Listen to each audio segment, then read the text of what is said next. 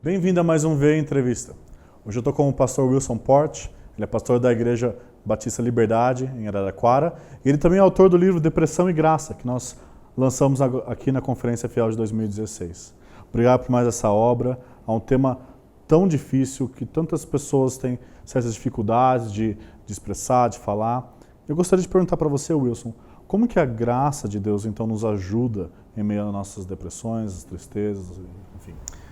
Definir como a graça de Deus pode nos ajudar em meio às nossas depressões é tão difícil quanto tentar definir como é a depressão ou as depressões, não é? Assim como cada depressão nasce de uma causa ou é fruto de alguma coisa, a gente vê que em cada caso de angústia, de sofrimento, de depressão, os nomes são diversos, a graça de Deus e os conselhos de Deus se manifestam de uma forma diferente, usando vários meios, inclusive, possíveis, tanto na palavra, no conselho de Deus, quanto na natureza, como foi no caso de Elias, para tentar trazer consolo para o coração da pessoa que sofre. Então, a graça de Deus ela se manifesta multiforme, né, diante daquele que sofre. Nesse livro que a Fiel acabou de publicar, eu tento mostrar em alguns casos bíblicos, vários casos bíblicos, não é? Como a graça de Deus se manifestou no sofrimento de cada um deles. A palavra depressão não está na Bíblia, ela é um termo recente, mas o sentimento que carrega aqueles que sofrem com aquilo que hoje se chama depressão é algo tão antigo quanto é o ser humano na face da Terra. E na palavra de Deus a gente encontra um monte de gente que passou por isso. De modo que se a gente pegasse um profissional hoje das áreas da psique humana ou da área da medicina, ou enfim, que seja, e colocássemos ao lado desses personagens bíblicos, sem dúvida nenhuma, esses homens de hoje, esses pesquisadores, esses terapeutas, esses médicos, eles identificariam esses personagens como passando por depressão. Alguns duradoura, alguns pontuais, num curto período de tempo, mas com uma intensidade tal que seria catalogada hoje e tratada hoje como sendo depressão. São vários casos e várias razões, e em cada uma delas a gente vê de um modo diferente, mas uma que me marcou bastante foi o caso de Elias, o profeta Elias, que em um determinado momento venceu os profetas de Baal e viu a grande vitória ali de Deus sobre aquela mentira que Jezabel com Acabe trouxeram para Israel, todos os ídolos e todos os sacerdotes de Baal que eles trouxeram de Tiro e Sidom.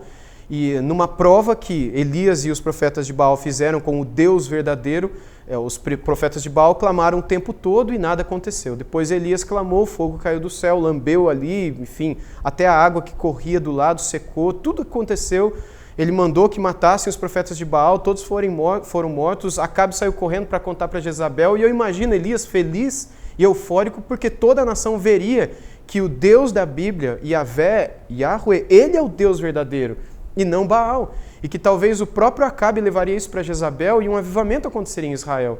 Mas ao contrário disso, uma frustração entra no coração dele quando ele sabe que Jezabel prometeu que ia matá-lo em 24 horas. E ele que havia vivenciado uma grande vitória, ele foge, vai para um lugar deserto, uma espécie de caverna, e fica ali sem forças, e triste, abatido. Dali ele vai para o deserto, Deus o leva para o Monte Horebe, algumas vezes Deus fala com ele, nessas vezes Deus manda corvos, não é? Para sustentá-lo, trazendo alimento, trazendo água e deixando com que ele dormisse e descansasse, depois o alimentasse, para depois perguntar o que você está fazendo aqui. Essa maneira como Deus trata com ele. Depois lá na frente ele se coloca diante do Monte Horebe, o Monte de Deus, ou enfim, tem vários nomes desse monte, desse mesmo nome, e Deus passa numa tormenta, Deus passa no furacão, Deus passa nisso, Deus passa naquilo, mas Deus não está ali, segundo as palavras. E de repente, num cicio suave, Deus se revela a ele, ou seja, naquele som semelhante ao de um rastelo levando as folhas no chão de uma maneira suave, com o som da natureza, digamos assim. Deus acalma o coração de Elias e fala com Elias numa confrontação totalmente piedosa e amorosa. Eu creio que essa é uma maneira de nós percebermos como a graça se manifesta diante do nosso sofrimento, que o que a gente mais vê hoje é pessoas que estão sofrendo e recebem pessoas que chegam com os dois pés na porta, não é? E você está fazendo porque tem algum pecado escondido na tua vida. Qual que é esse pecado? Confessa, precisa criar vergonha na cara. Ou é algum demônio que está na tua história. Ou outras coisas. Isso é frescura, deixa de ser bobo, deixa de ser besta. Por que você está sofrendo desse jeito? Você é crente, crente não sofre. Ou coisas desse tipo. E a gente não vê o Deus da Bíblia agindo assim com quem sofre.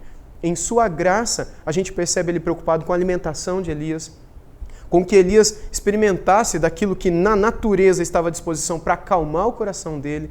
Deus fala com amor com ele. Deus sabia tudo que estava acontecendo com ele, mas Deus quer que ele fale.